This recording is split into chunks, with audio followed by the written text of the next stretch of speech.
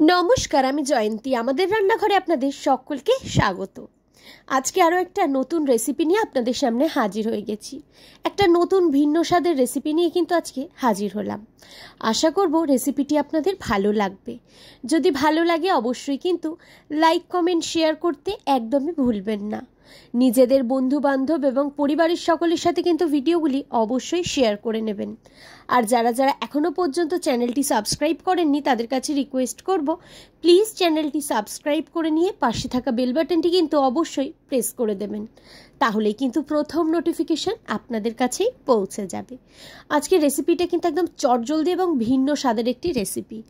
আজকে এই রান্নাটি কিন্তু শেয়ার করে নিচ্ছে মা, অর্থাৎ আমার শাশুড়ি মাই এই রান্নাটা কিন্তু আজকে আপনাদের সাথে শেয়ার করে নিচ্ছে। তো চলুন দেখে নেওয়া যাক কী কী উপকরণ দিয়ে রান্নাটি তৈরি হচ্ছে। তো প্রথমের উপকরণই হলো বেগুন। বেগুনটা হলো এটার মেন যেটা উপকরণ। তো এখন বেগুনটা কিন্তু মা ভেজে নিচ্ছে, নুন এবং হলুদ দিয়ে ভেজে নিয়ে বেগুনটা তুলে নিয়েছে। আর এরই ফাঁকে এইদিকে কিন্তু টক দই, তার সাথে কিন্তু চিনি এবং পরিমাণ মতো নুন দিয়ে ভালো করে কিন্তু টক দইটা ফেটিয়ে নিয়েছে।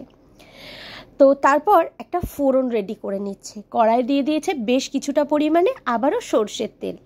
ও আরও একটা যেটা কথা বলা হলো না, যেটা বেগুনটাও কিন্তু সর্ষের তেলে ভেজেছে। তো আজকে আমরা যে বেগুনটা দিয়ে এই রেসিপিটা তৈরি করছি, বেগুনটা কিন্তু একদমই দানা ছাড়া বেগুন।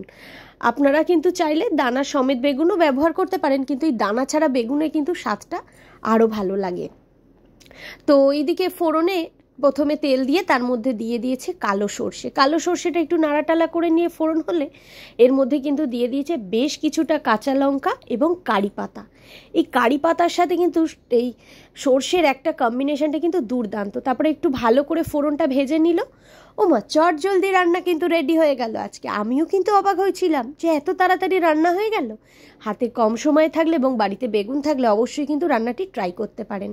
তো এখানে এই যে প্রথমে যে টক দইটা ওটা তো ফেটিয়ে নিয়েছিল, ওর মধ্যে দিয়ে দিয়েছে ভেজে রাখা বেগুনগুলি এবং যে ফোড়নটি ভাজলো সেই ফোড়নটাও দিয়ে এখন সমস্ত কিছু বেশ ভালো করে কিন্তু বেগুনের সাথে মিশিয়ে নিচ্ছে। ব্যাস, মিশিয়ে নিলেই তো রেসিপিটা রেডি হয়ে গেল। তাহলে দেখে বুঝতেই পারলেন একদম হাতে কম সময় রয়েছে, একটু অন্যরকম কিছু খেতে ইচ্ছা করছে, তাই তো। বেগুনের তো আমরা নানা রকম পদ খেয়েছি, কিন্তু এইরমভাবে কি কখনো বেগুন ট্রাই করেছেন? যদি না করে থাকেন অবশ্যই কিন্তু এরমভাবে একদিন বেগুন বাড়িতে বানাতেই পারেন। এর স্বাদ কিন্তু সত্যিই দুর্দান্ত। আর এই গরমের সময় কিন্তু টক দই খাওয়া খুব ভালো। তো গরমের জন্য কিন্তু ভীষণ ভালো একটা রেসিপি। তো এইদিকে তো রেডি হয়ে গেল একটা ইউনিক এবং অল্প সময় আমরা এটাকে নাম দিতে পারি দই বেগুন। তো কেমন লাগলো অবশ্যই কিন্তু কমেন্টস করে জানাবেন। আজকের ভিডিওটা এইটুকুই। দেখা হবে আবারও আপনাদের সাথে নতুন কোনো ভিডিও খুব তাড়াতাড়ি। ততক্ষণের জন্য সবাই ভালো থাকবেন, সুস্থ থাকবেন। সকলকে অসংখ্য ধন্যবাদ সম্পূর্ণ ভিডিওটি দেখবার জন্য।